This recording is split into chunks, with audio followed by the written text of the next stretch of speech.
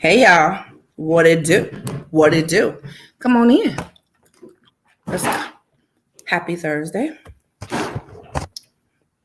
I'm sorry, I'm a little bit late. I feel like that's not about to be my mantra from now on. It's not gonna be. This is like my norm. So y'all gonna not get used to that, okay? I feel like I said it a little bit much, but I feel like a little bit late is better than not at all. It's it's it's it's Thankful Thursday, guys. Thankful Thursday. I'm excited to be here. And even throughout everything that might be happen today or this week, um, I choose to be grateful. I choose to look at all the amazing things that's happening. And so I'm grateful. That is what I am. If you guys are here, let me know that you're here. Um, it's y'all notice the share time, right? Get it together. Let's go. We are officially in July. It's the first of the month. Wake up, wake up, wake up. I'm not gonna sing the next part of that song, but yeah, it's the first of the month, y'all. Come on, get into it. It's the first day of the second half of the year. So if you're doing quarters, this is the first day of the third quarter of the year. If you're doing halves, this is the first day of the second half of the year. So I'm excited because I'm telling you, I always tell people like you get to choose. You can say if I didn't do it, it's like the race. If I started slow or if I didn't really get where I wanted to, there is a chance to catch up. And I think I love that the Olympics are going on right now, the qualifiers and things.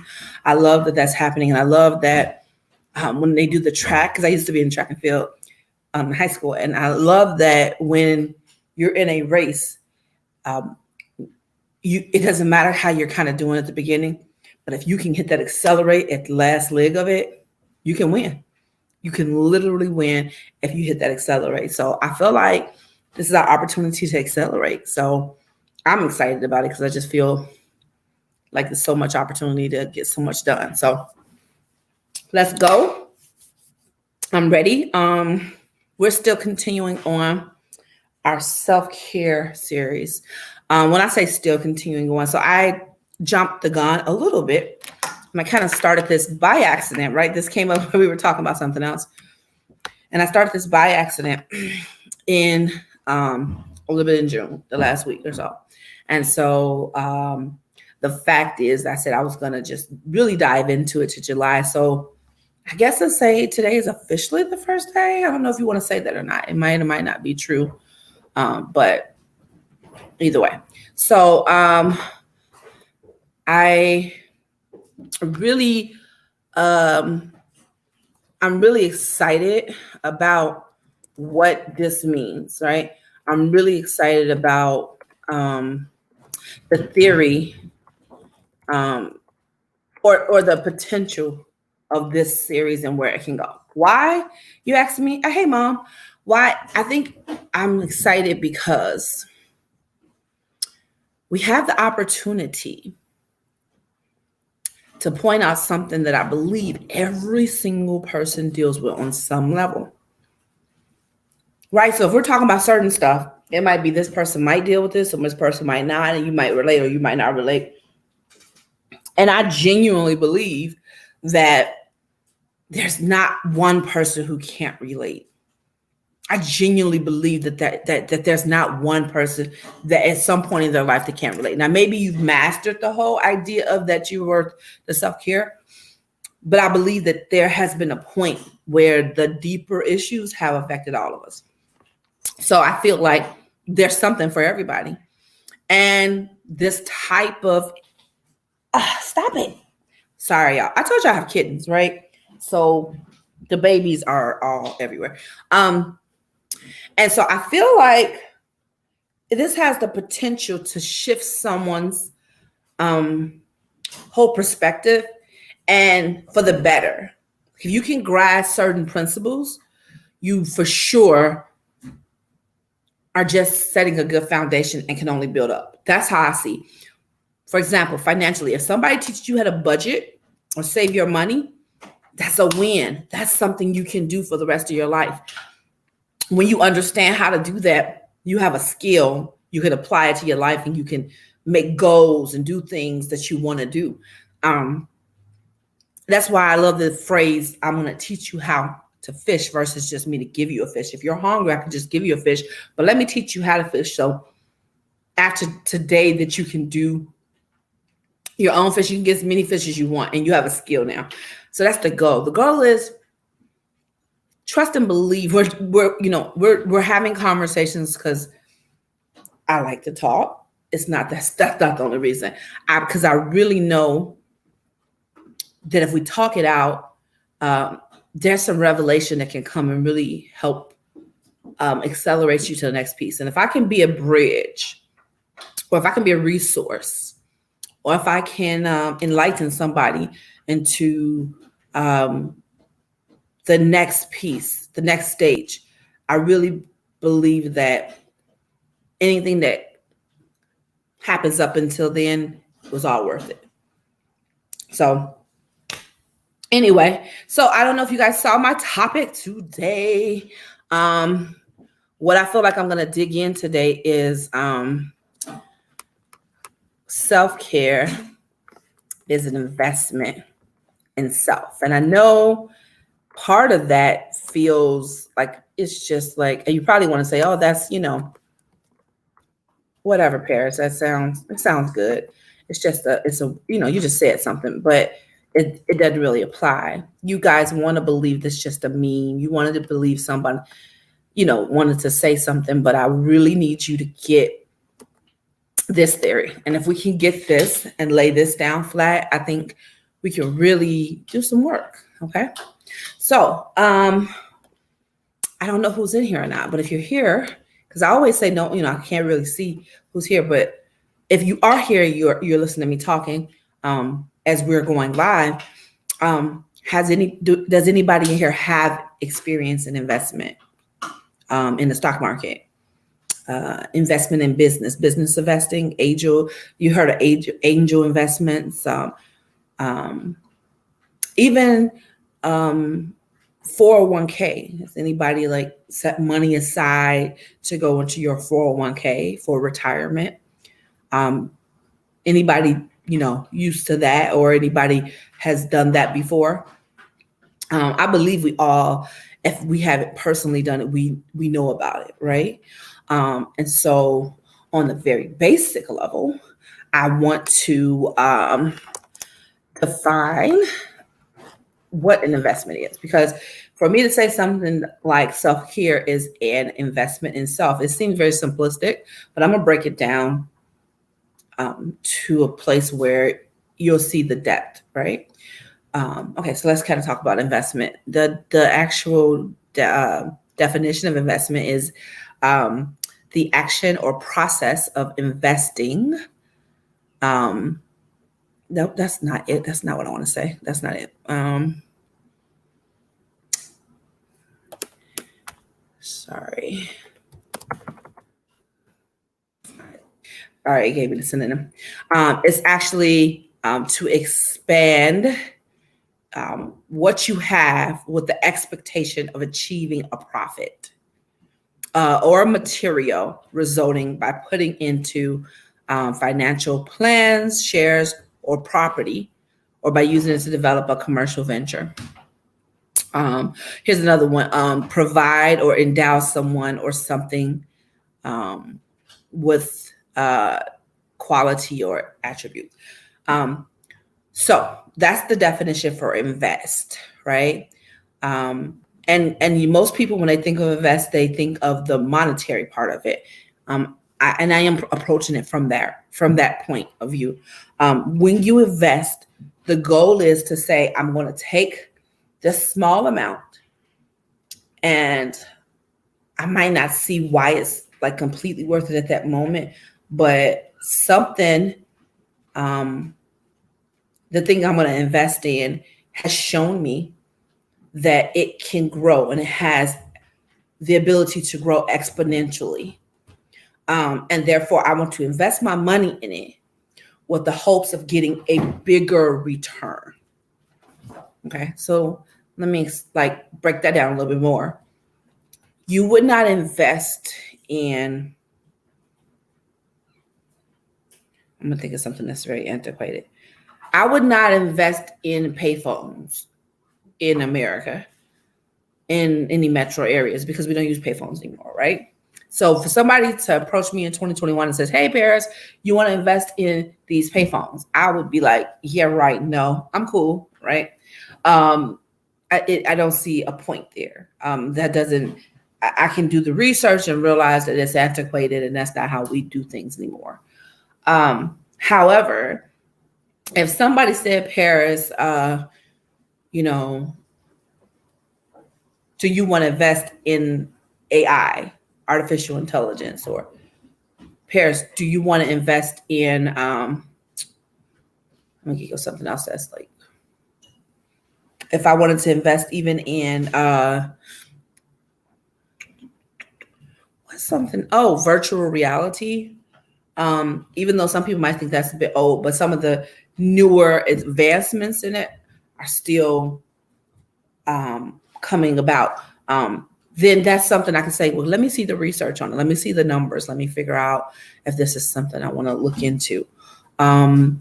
And why would you just give somebody your money or your heart, your hard-earned money?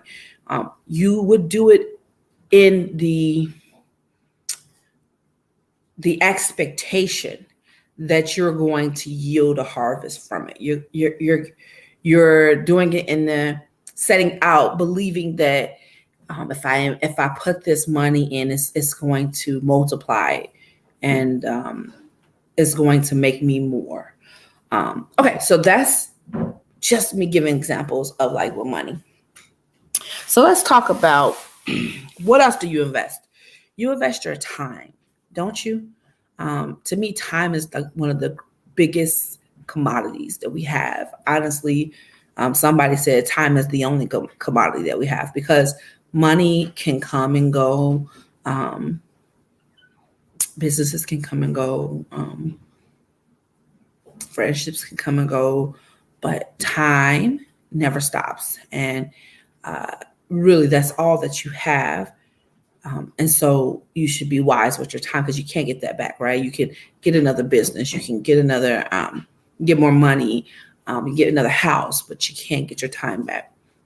So if that's the truth, then you've heard people talk about investments in time, right? I'm going to invest my time into this business, right? I'm going to invest my time into raising my children. I'm going to invest my time into this relationship.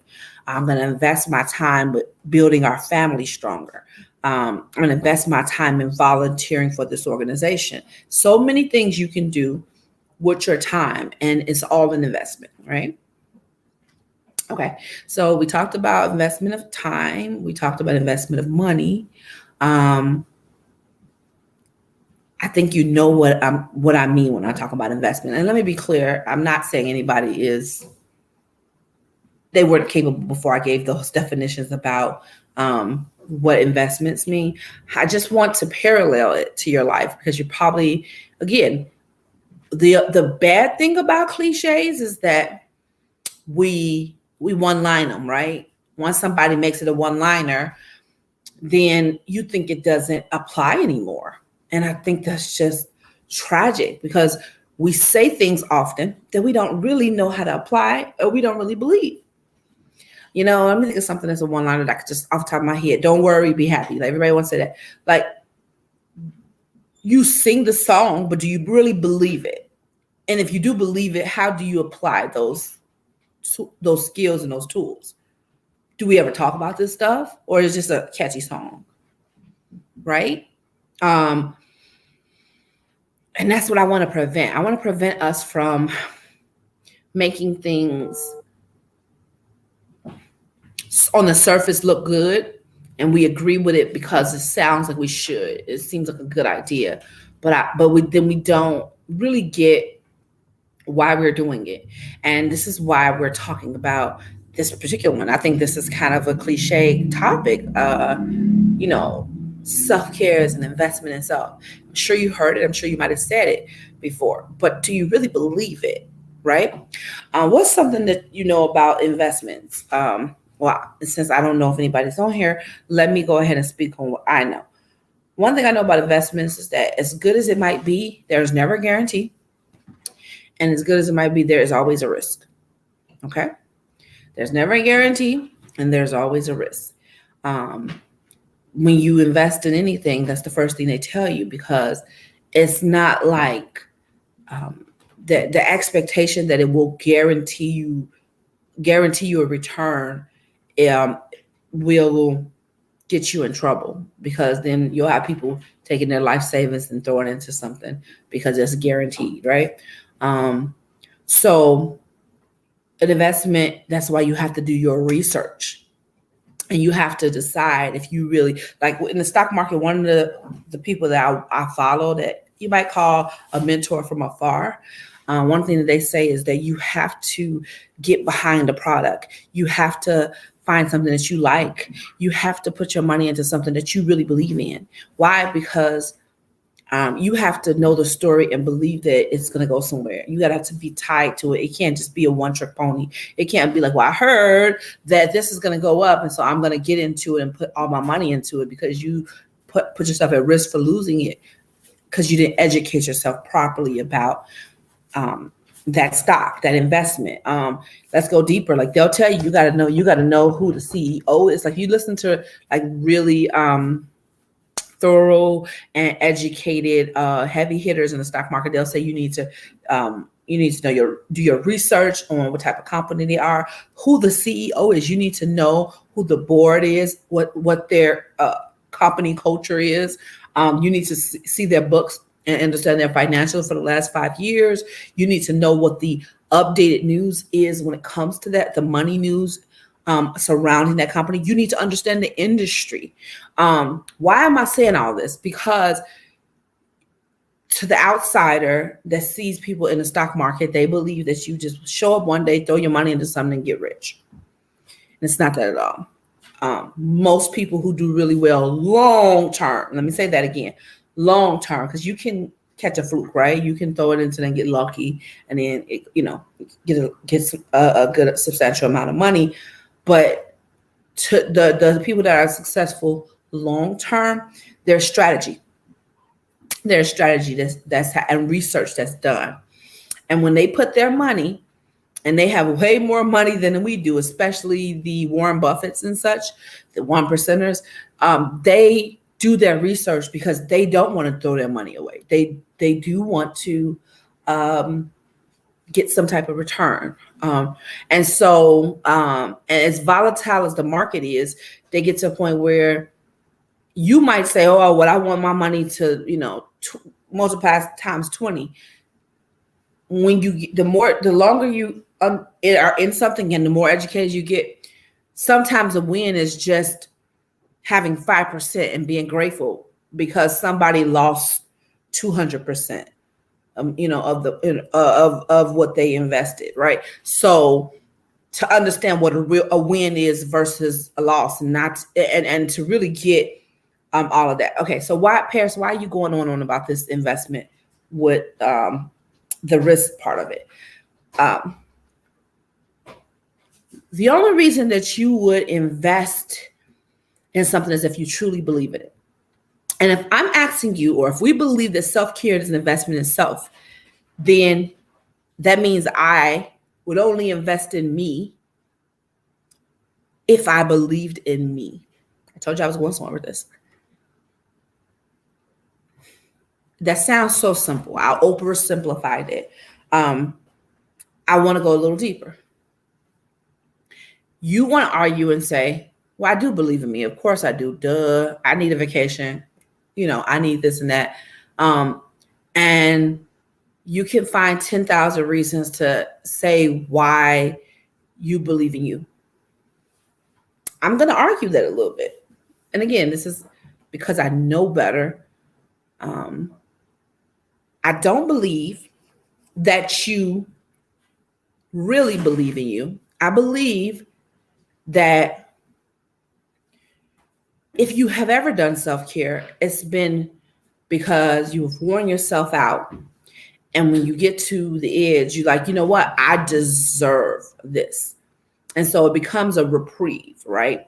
It becomes of, okay, this is my life is so stressful. I do all these different things. You know, I deserve this vacation, or I deserve this meal, this cookie. I deserve whatever. I spend to buy that outfit, to buy this, whatever it is that I say that I deserve. I'm going to argue that that's transactional versus a belief-based thing. And let me tie that back into what I was just talking about with people that get lucky and they invest in a stock of they hear that's going up and they just throw their money in it and they're like, oh wow, I made some money. Oftentimes, if you are able to do something like that, it's considered transactional, meaning I just kind of hit it and I hoped that it was going to work out well. I didn't know, didn't research it, didn't really do the understanding, didn't really understand anything behind it. Don't care about the company. I just had heard something, had a hint, and I went for it. When I talk about long-term strategy, believing in the company, showing up to the board meetings, really believing that the people that run this company know what they're doing, believe in their mission, believe in what they're doing, and I'm invested. When you're somebody like that, you can't help but to win. You're going to win because you are committed, and over the ups and downs of a thing, the one thing that's constant is that you don't withdraw from the pot. So I'll give you an example. One of the things they tell you about the stock market is that when it's a dip in the stock market, what you're not supposed to do is remove all your money. You're not supposed to pull out all your money. That's what people do that's uneducated, because they believe that, oh my God, I'm losing money. Let me take my money out and just save something. The market will always recover. So if you don't realize that, you don't think about it, you'll realize that you taking your money out when it's low means that you've lost and you've locked that loss in. When if you would have been a little bit more patient and you would have waited out the crash, it would have built up. And not only would you regain your money, you probably would have went even further up. But you can't do that unless you're educated, number one, and then if you've done your research, or if you really believe in something. Hey, JC. And so it's the same thing as this thing with self-care. Again, I'm really bothered about how often I have to hear. I've been hearing the self-care message for over 10, 12, 15 years. And I'll be honest with you. I thought it was all about the surface level beauty aspect of a thing. I thought it was simply treating yourself.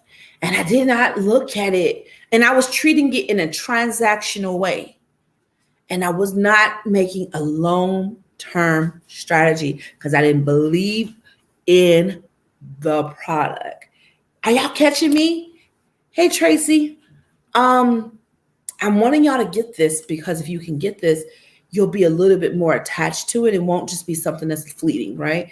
I always tell people when I teach them something, if I can help you grow legs and root in something, then it won't move. It'll stick with you. If I can give you some background to it, I always tell people, tell a story, because somebody might forget a definition, but they won't forget the story.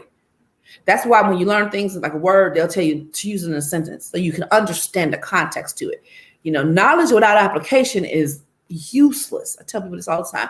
So my goal is to have it attached to you in a way that you can look at it in multiple ways so you can understand it. So when I say something like, don't let your self-care be a transactional thing. Don't let it be when you upset. or when you feel like you're overly exhausted, or when you get to a point where you just want to clock out. I mean, nothing wrong with that, but when I believe it's an investment, I think we need long-term strategy, and we don't pull out of our investment when it goes down. Matter of fact, they'll tell you the stock market, if you listen to some vets, you double down. You double down. When things go hard, I'm not going to pull out of my plan. I'm actually going to go harder. I'm going to put more into it. So if I am a person that's saying that I want to, if I really believe that I'm worth the investment, and I make a self-care plan, we're going to talk about that later. Oh, JC, that's so sweet of you. I appreciate that. And I'll make a self-care plan. It's not something that I can be fickle about. It's not something I should be fickle about. If I'm in it, I'm in it.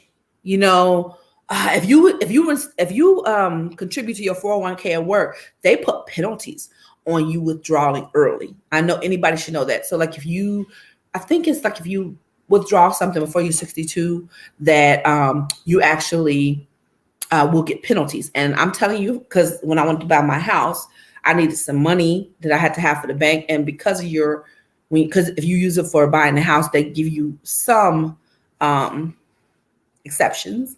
However, I think I was able, they wouldn't, like my job at the time, they wouldn't even let me withdraw the money directly from my 401k, but they allowed me to take a loan against it. But I remember when I actually did withdraw some money from my 401k, at the time, it was, you not only are taxed on that money, it's going to show up on your income earned, your earned income when it's time to do taxes, but it's also going to be penalties. So it was like a 20% penalty and tax that they automatically take out. It's brutal. It's brutal. So it's one of those things because they're discouraging you from using that as just extra money and keeping it for your retirement. You hear what I'm saying? So they're trying to discourage you from taking your own money out prematurely to use on something you shouldn't, because they know that it's a benefit to keep it in there, to let it grow and have it for retirement. So if that's what they do about your 401k, follow me. You should have a similar method when it comes to your self-care plan. If you believed in you, you would then invest in you, and your investment would not be a luxury thing. Self-care is not a luxury. Self-care is not a luxury. Repeat that after me. Self-care is not a luxury. And I'm not talking about just for women. I'm talking about men too. I hate when men say, oh, this is just woman stuff. Like, this is why I know some of us are walking around here so pent up, because we I hear people say, oh, chew the meat and spit the bones out. And I get what we say with that. But sometimes don't be so quick to not digest something because you don't think it applies to you. Sometimes, I used to tell my son this when he was growing up, try it, taste it, be open-minded to it. You might like it. And if you don't like it, it's okay. But if you go into this idea that I'm not going to like it, most likely you won't, because you've already preset your mind. Why am I saying that? I'm saying that to say, if you continue to look at these mental health conversations and you put them and make them gender specific, then you will never do the work because you don't think it's for you. And I'm just hoping to change that stigma. I mean, like I said, not only do we need to work on this in our community, but we also need to work on it with all people. And we have a lot of work to do. But period. When I talk about self-care regimen, self-care is so much bigger than the spa day. I talked about that the other day. It's not just a spa day. Self-care can be saying when to say no. That's a self-care. Tip number 1, learn to say no. Enforce your boundaries. You found out about boundaries, you talked about it, you put one out there, and then somebody made you feel bad and you just backed all the way up. And now you don't even enforce the boundaries you say exist. Self-care is creating a boundary and enforcing it. Self-care is getting enough rest at night. I'm telling you, I'm learning that these are investments in being the best version of you possible. These are investments. And just like you get penalized if you withdraw from the 401k prematurely, I wish we can get penalized. And I think you really do get penalized when you treat self-care like a transactional thing, right? Meaning, if you approach it like, oh, I'm going to only do it when I'm over and depleted, or I'm only going to do it when, I have some time or some extra money, you really put yourself in a position where you're not honoring yourself. You're not giving yourself a chance to flourish in it. And it really says a lot about what you're investing in. So if you really believe that you're worth it, and when I say it, meaning that you are, I'm gonna take a little, I'm gonna ask this. Do you like who you are? Wow, this is really good. Thanks, Tracy, girl. I'm trying to get it in there. And it's one of my favorite topics too. I like what she said. She understands self-care as intimacy. Absolutely. Absolutely intimacy. Absolutely. Absolutely. It is definitely intimacy. And that's why I'm asking the question, do you like who you are? Because if I ask you that and you tell me yes, you tell me you like who you are, do you believe in what you represent? Like, do you have a moral set and values? And if you had to put it on paper, do you stand behind those values in that moral set? You know how somebody say, if you don't stand up for something, you will fall for anything. Like, if somebody had to ask you what you believe in and you told them, do you stand behind what you say? And I'm asking this for a reason. JC, thank you for your honesty. A little. I hope it's a little bit more than a little, but that's, I appreciate you being honest about that. I think more people need to be honest about, do they really believe in themselves? Do they really like what they represent? Are they proud of who they are? Because I believe that we can have these type of conversations. And I'll be honest with you, this is a really self-aware point. And I feel like we've been talking about it enough. So people that are new to my channel, I'm sorry, because I'm kind of probably going a little deeper, but I talk about self-awareness a lot. And so this is one of those things that you got to be kind of self-aware to be able to say, do you really like who you are? Are you satisfied with what you represent? I mean, not that you're perfect, not that you don't have things to work on, but holistically, like, do you say that the way that you move in life, are you happy with what you represent? And if the answer is yes, then you should not have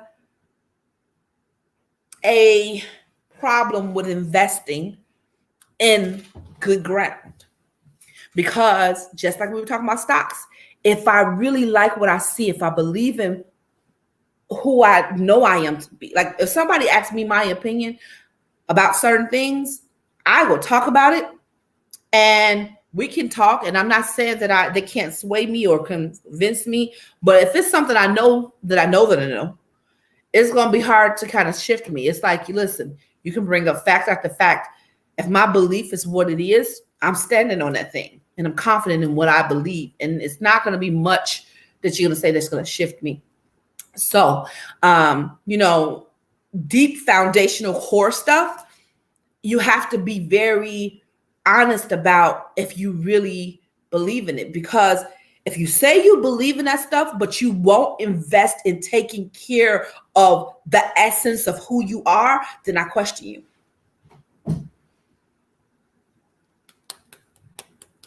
And hence, this is why self-care is not just about a spa day. I really, really question if you like who you are, if you cannot see why it's worthy of investment. Let me give you another metaphor. Anybody that's a homeowner on here, anybody own a home or have ever owned a home? If you have owned a home and you've had it for any length of time, one of the best investments you can make in your home is doing some renovations to it. And usually if you're a homeowner, you'll know the things that add value to your home. It's usually the kitchen, bathroom, add-on, and certain things that you can do that's going to add tremendous value to your home. But if you own this home, and usually you have to get a loan on home, it's like a 30-year fixed mortgage, which means this is something you're in for the long haul. If you're renting, you can be somewhere and say, I don't like it, and then you can be gone. Most leases are just a year. You wait it out a year and say, I'm done. You can live somewhere different every single year if you want, really. But when you buy a home, it's a bit more permanent. Not saying that you can't sell it and move, but it's not something that you do lightly, right? And so when you are in a home, you make investments. You start to hang pictures up. You decide and you pick the colors. When you go back to the home buying process, you choose the paint colors. What do you want the paint to look like? When you looking for homes, what colors do you want your cabinets to look like? What's the theme in your home? Like, you start to make investments in your home because you're in it for the long haul. Even if you don't keep it for the whole 30 years, you don't buy a home haphazardly. You don't buy a home and usually in it for anything less than 5 years. Now, there are exceptions to every rule. So don't come in here telling me about the fact that some people buy a home and they're out of it in a year. It's not normal. You wouldn't go through all that process to do that unless you're just flipping houses and you're not living in it, and that's different. So what was my point? If you love your home and it's something that you look at as an investment, because mind you, a home also can be, you get equity from the home. Once you have a home, you have equity in it. And so you're making money by just living in the home and the home growing in value. You have equity. As long as you didn't come in upside down, you have equity in the house. And so the idea is that any investment you make in the house is only going to make it better. And some investments, even if it doesn't make it better, it doesn't usually take the value down, right? And I tell people all the time, when you're renting, you're probably not going to paint the whole place, because a lot of places say you need to put the walls white. So if you go and change and paint the walls red and they say they got to go back white by the time you move out, and you were only planning to stay there a year, that would make no sense. You wouldn't make that type of investment in money or time. Same thing here. We're talking about when we talk about who you are. If you really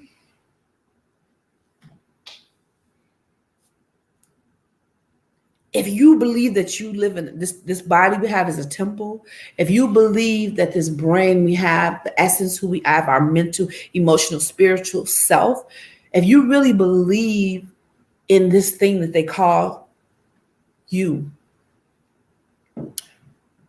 would invest in it. You would invest in it. I've been in my house for 8 years. The first thing I started doing was renovations. You don't live in something and not add any value to it. It's maintenance. It's maintenance that happens, minimal maintenance. There's maintenance that happens that you don't even know. Like this is a good point. I didn't even expect to bring this up. When I first bought my house, I had a pipe collapse in my front yard, and it backed up into my house, and we weren't able to take a shower, because any water that would come in would back up through the drain and it would flood, and it was horrible. And I just bought the house. So I bought the house in January, and the pipe collapsed in March. And by the time we figured it out, and we couldn't blame anybody because it was a foreclosed home. And I was devastated because I was so excited to buy this home. It's my first process. I was like, oh my God, I can't believe this happened. I'm the most unluckiest person ever. And then when they told me how much it was going to fix, I could not believe how much this cost. And mind you, this was the difference between me being able to wash dishes, to run the dishwasher, to take a shower or a bath, wash clothes. So it affected a lot of my life. However, this large amount of money that I was going to invest in the house, there was not going to be anything added to the price, the value of the house, at least externally looking, right? If I put, let's say it was $10,000. If I put this $10,000 into the house, nobody would know and see what I use that $10,000 for. So to me, as a new home buyer, I said, "Oh my God!" A new homeowner, I was like, "I'm wasting this money. I can't believe I'm going to sink this money into this house." And I was very upset because I said, "Well, if it was $10,000 and I was getting a new bathroom, at least that would upgrade the house, or you could see it and you say, oh, I see where your $10,000 went." And so I did not think it had any value to it. But I had somebody that I knew that helped me look at the picture a little different. And the thing that they told me is that if you could have chosen not to deal with it, because the way I had to look at it was like, this had to be bad and almost gonna, it had to be deteriorating over time.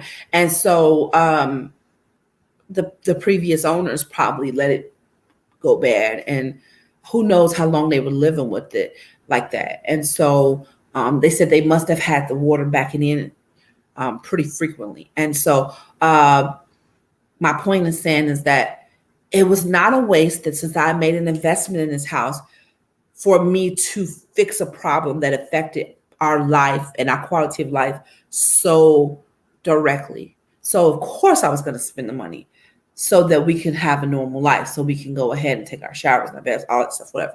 So I spent it, did not like it, it did not make me feel good. I did not feel like it added value.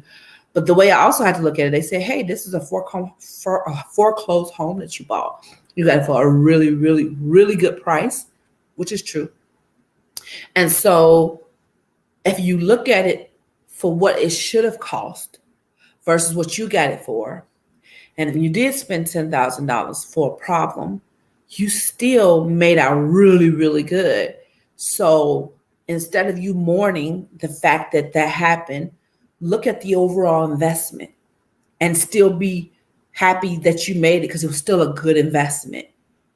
And so now 8 years later, they're right. I still have the house. It's worth so much more than I bought it for. And not only that, my equity is good.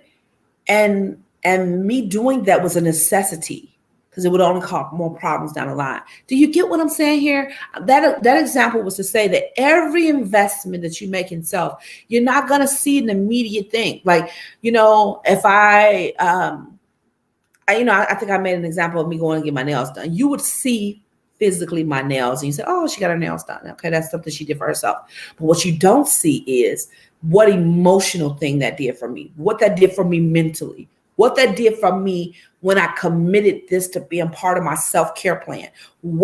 How did it change me? How did it make me better for me to commit to myself and say, hey, this is going to make me a better person, because I have said that me taking time and doing something for myself is a part of my self-love, self-care, and it's part of the investment in me that's important.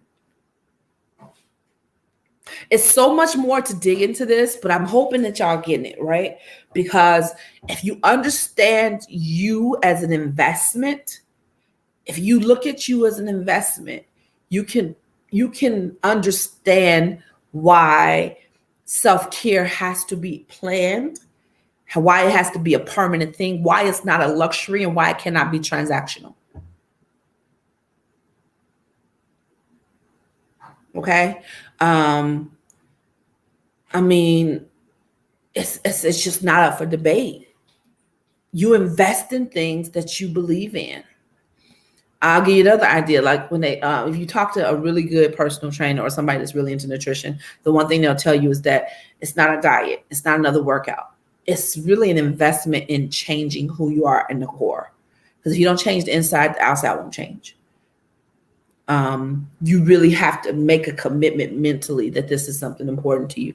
You have to make a commitment to your health. You got to make a commitment to your temple to change by any means necessary. And so if that means me being a little bit restrictive with my diet, then I'm going to do it. If it means me drinking more waters, I'm going to do it. If it means me working out when I don't feel like it, I'm going to do it. If it means me not drinking that, wine or alcohol because it's going to give me extra, I'm going to do it. But you only do that when you change your mental and you really believe in what you're doing and the investment to you is worth it. If you wait to see results, you might not ever stick to it. Because when you first starting something out, you might not get immediate results. It's not overnight. It's a meme that used to be this lady who would work out, and as soon as she did her first 10 minutes, she go on a scale. She's like, I didn't lose no weight. See, I knew this wouldn't work. I'm going to get a pizza. And it's the idea that we live in this instant gratification type of world where we want everything right now. And if you look at that and say, that's how I want my rewards, you're going to get very small, minuscule rewards at the beginning. But if you invest into making something a lifestyle and you constantly invest in it, and let's be clear, working out and eating right, that's also a part of your self-care plan, for sure. Because it contributes to everything. It definitely contributes to your mental health. And if you don't believe that, then we have a whole nother thing to talk about. But, that's where I wanted us to kind of anchor in. Okay. We're starting off on July 1st. This is the first day to the second half of the year. Get into it. If you have not done anything to start investing in self, that's okay. I'm not gonna berate you. I'm not gonna make you feel bad and tell you to do some self-care. I now understand that that's a loaded question for some people. It's a loaded question for most people. Because now people are like, oh, how am I find time to do self-care? Then that's selfish. I got 4 kids. I can't do nothing without them because I live for them. I got my spouse and we're trying to get through some life stuff, so I can't do anything for myself. There will always be a reason why you shouldn't. But again, like I said, when the market goes down, you double down. You don't pull out. Because if you pull out, you lose everything you invested. If you pull out when you're down, you're going to lose. But if you stay and you ride the wave, you're going to win. You're going to gain. And that's the same thing with you. You have to stay in flat, meaning let's take self-care as being a luxury off the table. Let's take it as being optional off the table. Let's commit to this thing called self-care, not in a transactional way, but to the idea that I am going to invest in me. And whatever that looks like and whatever that means, I'm going to do it. And it's not an argument. I'm not going to make time. I literally am going to commit to do it. This is going to be a regular thing for me. And it's going to be real tangible. And you know what? It might not, this investment at first, I might not notice right away. But over time, I'm going to see that it's going to make me better as a whole being. It's going to make the totality of who I am better. But not because I did one thing, but because my life is contingent on self-investment. I continually invest in myself in multiple ways. You also heard about diversifying your portfolio. It's good to go get your nails done or go to the spa, but baby girl or sir, that can't be your only plan. Diversify your portfolio. Or if you ever heard people say, you need more than one stream of income. Same here. You need more than one way to invest in yourself. I'm not telling you what to do. I am telling you, you have to create a plan. You have to start a plan. And so we're going to build this month on a foundation that number one, you are worth the investment. You're worth the investment. And when you start to believe that, then we can construct a plan. And then we don't say something like, oh, well, when I get time, or oh, when I can squeeze it in, or oh, when I get the money, or oh, when I don't have so many things to do. Then we realize that, you know what? It's not if, it's just, I just need to fit it in. Period, point blank.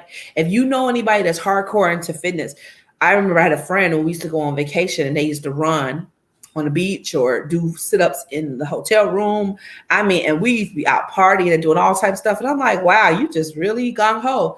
And now that I look at it, I was like, and I'm wiser and I'm older, I realized that they really did make a commitment to themselves, and no vacation changed that.